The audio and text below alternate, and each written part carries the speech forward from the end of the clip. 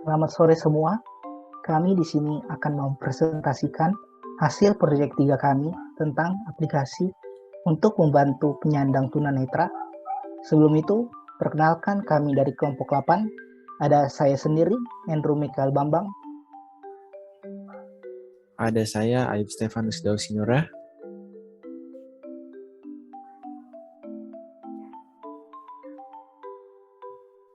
Ada saya, Haryanto Tandung.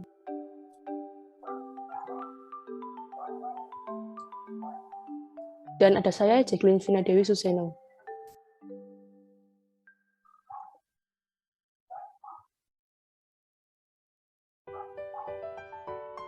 Kami di sini hendak mempresentasikan aplikasi untuk membantu atau memudahkan para penyandang tunanetra atau gangguan penglihatan. Di zaman digital ini, banyak sekali yang penyandang tunanetra atau gangguan penglihatan yang kurang diperhatikan. Selain itu, banyak aplikasi yang untuk membantu para penyandang tunanetra, tetapi masih berbahasa asing atau kurang dimengerti oleh pengguna. Maka dari itu, kami membuat aplikasi Vision Aid agar mempermudah para tunanetra dalam beraktivitas sehari-hari. Dalam Vision Aid, kita ada 4 fitur utama. Yang pertama ada telepon. Dalam mode telepon ini, kita bisa menghubungi kontak tertentu atau sukarelawan saat kalian butuh bantuan. Yang kedua, ada mode jelajah. Dalam mode jelajah ini, kita dapat men-scan berbagai objek dan dapat mendeskripsi singkat seperti bentuk, fungsi, dan warna. Yang ketiga, mode tulisan. Dalam mode ini, kita dapat memindai cepat dan membaca dengan menggunakan pelafalan Indonesia yang akurat, fasih, dan jelas. Dan yang terakhir ada mode uang, di mana mode ini dapat membedakan nominal mata uang rupiah dalam bentuk kertas maupun logam, serta mendeteksi keaslian uang tersebut. Di sini saya akan menjelaskan Netra sebagai asisten virtual berbasis suara yang menjadi fitur pendukung dalam aplikasi Vision Aid. Netra dapat diaktifkan dengan mengucapkan, "Ayo Netra." Contoh perintah yang dapat dimengerti oleh Netra seperti buka fitur jelajah, nyalakan senter, rotasi kamera, dan sebagainya.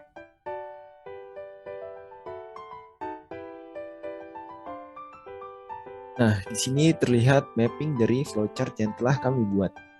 Mulai dari terminatornya, lanjut ke pilihan sudah punya akun atau belum.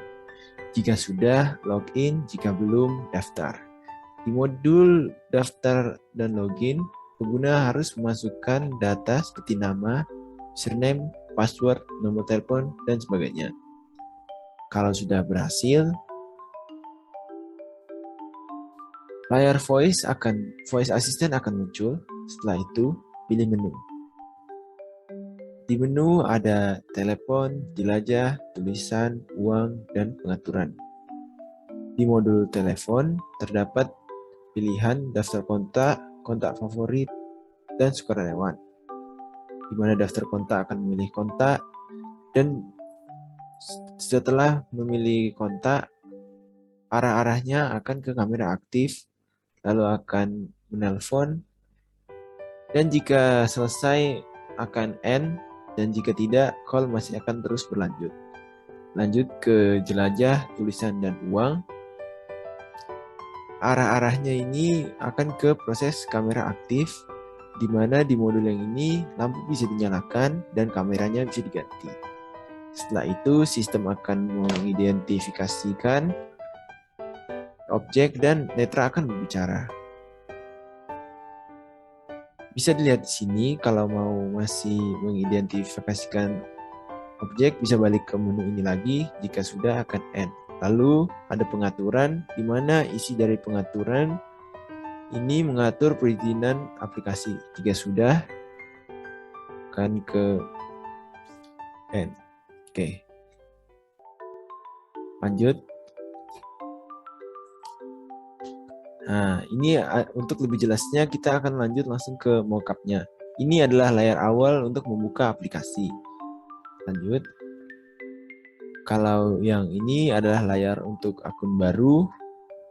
Kita di sini harus mengisi nama, nomor telepon, email, dan SATI. Kalau misalnya sudah punya akun baru, klik yang masuk. Di sini kita harus mengisi alamat email, kata sandi, atau memilih masuk dengan Google atau Microsoft. Nah, setelah login atau register, layar netra ini akan muncul. Perlu diingat, nanti di dalam layar ini akan ada sistemnya berbicara, karena yang memakai tidak bisa melihat. Selanjutnya akan dilanjutkan oleh teman saya. Nah, ini adalah tampilan dalam menu telepon.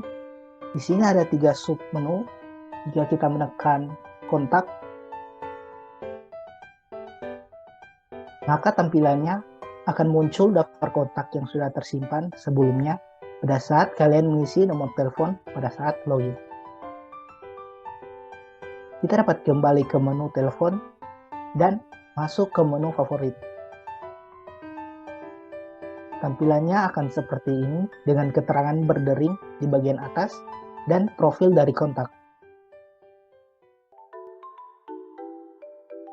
Jika sudah terhubung, maka keterangan di bagian atas layar akan berubah menjadi waktu yang mengindikasikan durasi telepon tersambung. Lalu, jika kita ingin mengakhiri panggilan, kita dapat menekan ikon telepon yang ada di tengah, maka secara otomatis aplikasi akan kembali ke menu telepon. Selanjutnya kita dapat memilih sukarelawan. Tampilan layar kemudian akan beralih ke kamera dengan keterangan mencari sukarelawan di bagian atas layar. Ketika sudah berhasil terhubung dengan sukarelawan, maka keterangan di bagian atas akan berubah menjadi waktu. Selanjutnya, pengguna dapat menanyakan apa yang menjadi kesulitannya.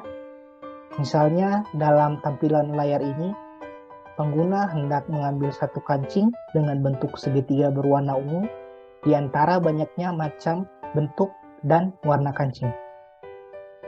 Sukarelawan akan membantu pengguna menemukan kancing yang tepat. Lalu, setelahnya sambungan telepon dapat diakhiri.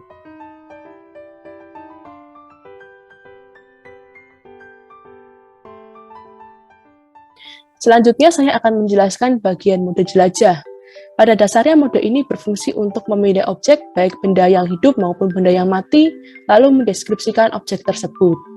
Misalnya ketika kita akan memindai objek bunga seperti yang ada pada layar ini, kemudian akan muncul output berupa deskripsi, berupa tulisan, dan juga suara, seperti yang bisa kita lihat pada layar, setangkai bunga matahari berwarna hijau dan kuning.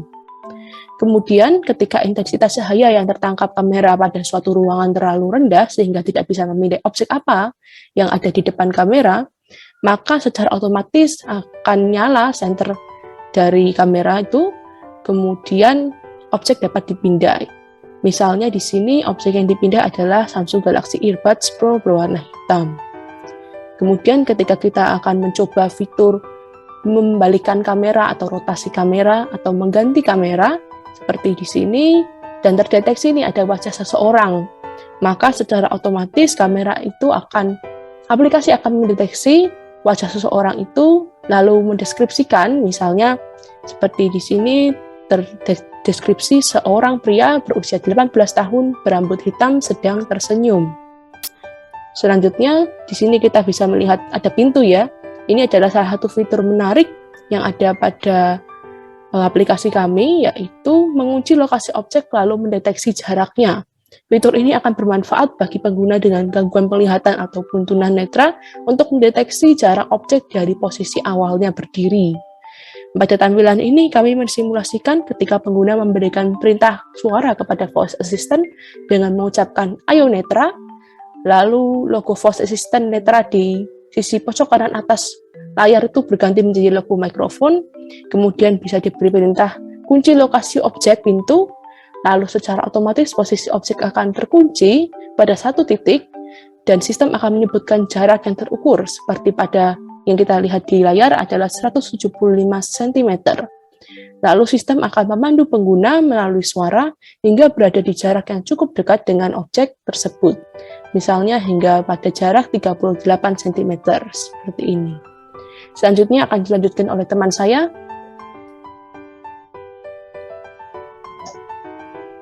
Selanjutnya di bagian tulisan. Di bagian tulisan ini adalah mengartikan sebuah kata-kata dalam bahasa asing ke dalam bahasa yang kita gunakan dalam sehari-hari, yaitu bahasa Indonesia. Contohnya seperti pada gambar. Self-service, yang artinya adalah swalayan. Next. Contoh berikutnya adalah kata-kata tentang materi berikut seperti ini. Next. Next. Berikutnya adalah fitur uang. Di fitur uang ini, aplikasi ini dapat mengidentifikasi mata uang sesuai dengan mata uang asli.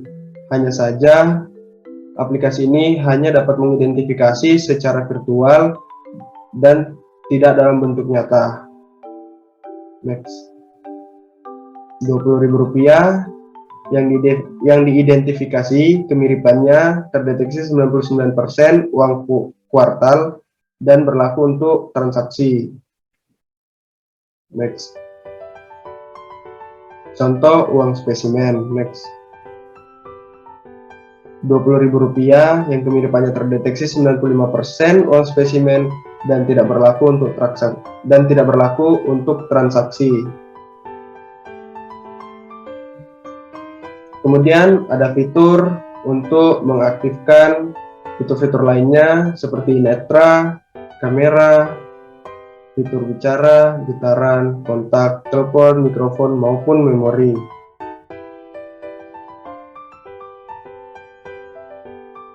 Dengan hadirnya aplikasi Vision Aid, kami berharap dapat membantu masyarakat Indonesia